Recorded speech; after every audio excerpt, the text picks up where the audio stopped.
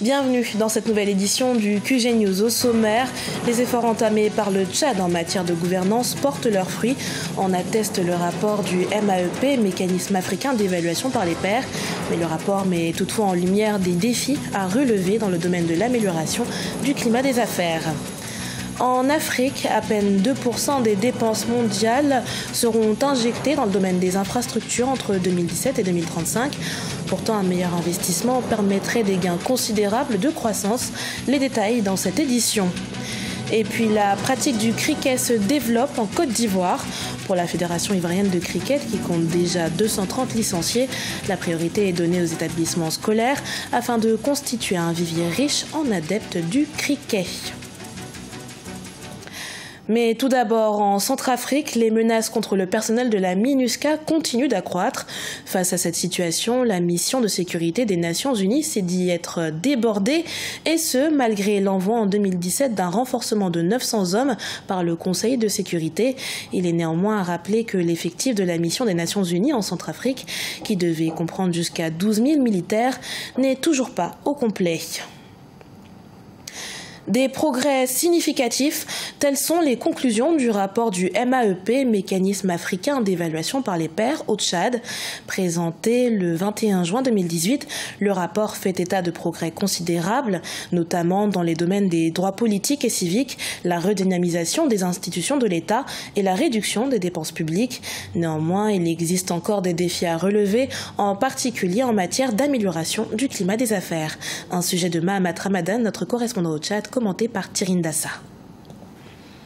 Le MAEP, Mécanisme africain d'évaluation par les pairs, a présenté ce jeudi 21 juin 2018 à N'Djamena son premier rapport sur la gouvernance au Tchad. Selon le rapport, le Tchad a fait des progrès significatifs ces dernières années dans les domaines des droits politiques et civiques, la modernisation des institutions de l'État et la promotion de la gestion saine des finances publiques. Cependant, le MAEP estime qu'il existe encore des défis à relever dans le domaine de l'amélioration du climat des affaires. Par rapport à l'emploi, voilà les jeunes qui sortent avec des licences, mais ils sont inemployables.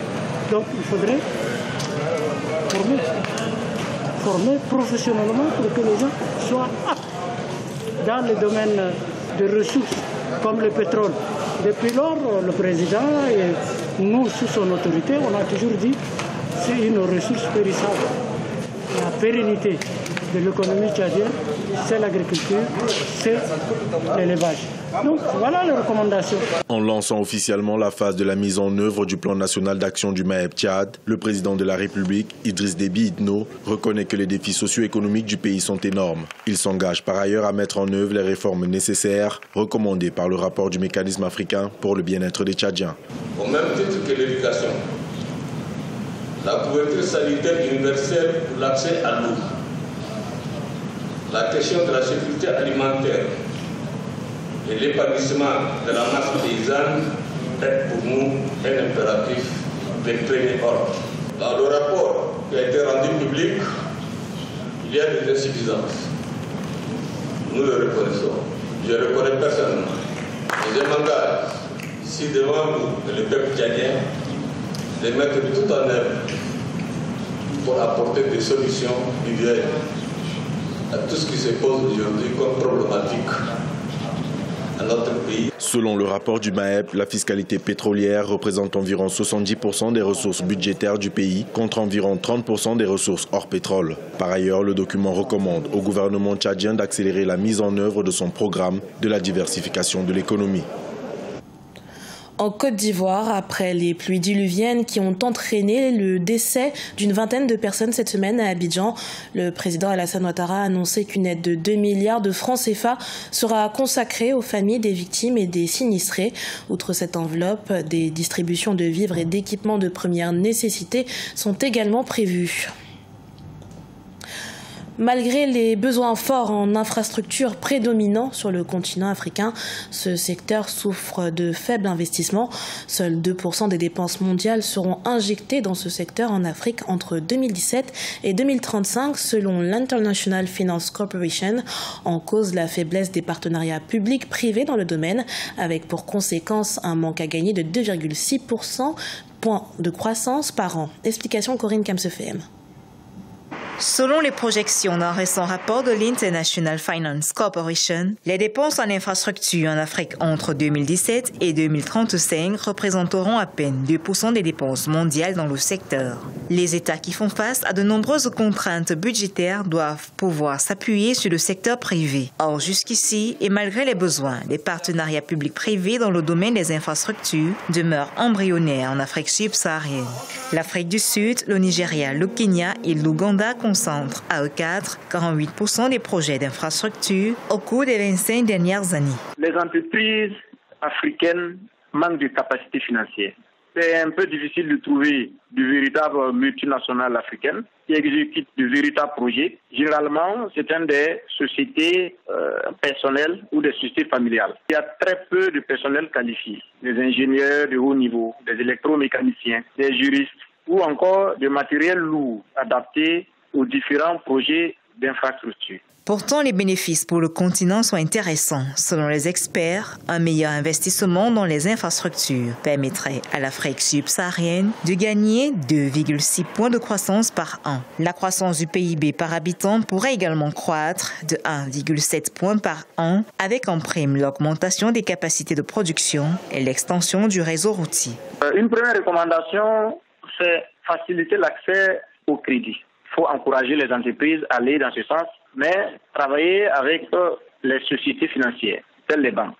Mais au-delà de tout cela, il y a d'abord l'expertise qu'il faut valoriser. Et pour valoriser l'expertise, il faut disposer de cette expertise. Nous recommandons d'ailleurs la création d'écoles sous-régionales du haut niveau. C'est plus facile parce que les États peuvent, en synergie, créer une école ce genre. Pour l'heure, la Chine, qui a rapidement compris l'intérêt qu'il y a investi dans les projets d'infrastructure en Afrique, finançait jusqu'en 2017 47 projets. Les entreprises privées en finançaient 44 et les institutions financières internationales arrivaient en troisième position avec 40 projets selon les statistiques produites par l'International Finance Corporation. Le cricket fait de plus en plus d'adeptes en Côte d'Ivoire. Ce sport collectif d'origine anglaise séduit tout particulièrement les établissements scolaires du pays. Ainsi, en partenariat avec la Fédération ivoirienne de cricket, plusieurs écoles ont fait le choix de promouvoir ce sport auprès des jeunes en vue de constituer un véritable vivier d'athlètes dans cette discipline. Reportage de notre correspondant en Côte d'Ivoire, Olivier Conan. Vers le développement du cricket en Côte d'Ivoire. Le cricket est un sport d'origine anglaise pratiqué par plus de 4 milliards de personnes selon ses promoteurs. La Fédération ivoirienne de cricket ne compte que 230 licenciés et 6 clubs, dont 3 clubs de filles, en plus de 6 centres de formation. Pour vulgariser la pratique du cricket, la Fédération mise sur la formation des jeunes. La priorité est donnée aux établissements scolaires afin de constituer un vivier riche en adeptes du cricket. Ça, c'est des équipes cadettes au niveau de 3e. Il y a des équipes de 4e qui vont venir. Donc c'est vraiment une innovation. Et cette année, on aura encore beaucoup de centres de formation dans les écoles. Parce qu'il y a un championnat du monde des écoles. La pratique du cricket obéit à des règles précises. La priorité de la direction technique de la fédération, c'est d'inculquer les règles de base au maximum de jeunes afin qu'ils maîtrisent la pratique de ce sport. Une équipe qui gagne le tirage peut choisir d'être batteuse ou bien lanceuse. Alors quand elle est batteuse, elle ne présente que 2 athlètes sur le terrain qui sont habillés avec des casques et des protèges. Et à tour de rôle, chacune ou bien chaque athlète vient battre. Et à l'issue de chaque manche, l'équipe qui a eu plus de points est l'équipe gagnante. Malgré les difficultés apparentes, les joueurs sont ravis de s'adonner au cricket et rêvent de jouer un jour en équipe nationale de Côte d'Ivoire. Je joue depuis que je suis arrivé en 3e. Et puis je le trouve bien. Ça me plaît bien. C'est un bon jeu. C'est amusant en fait. Je suis très heureuse de jouer. Je veux aussi avancer dans ce jeu, aller dans les autres pays. La Fédération ivoirienne de cricket mise sur le long terme pour avoir une équipe nationale compétitive, condition indispensable pour participer aux compétitions de la zone Afrique de l'Ouest et du Nord en 2019. En attendant, les joueurs s'appliquent afin de pouvoir disputer la finale du championnat de cricket prévu le 14 octobre 2018. Ce journal a été préparé par l'ensemble de la rédaction. Merci pour votre fidélité. Dans un instant, une nouvelle édition de l'information sur Africa 24.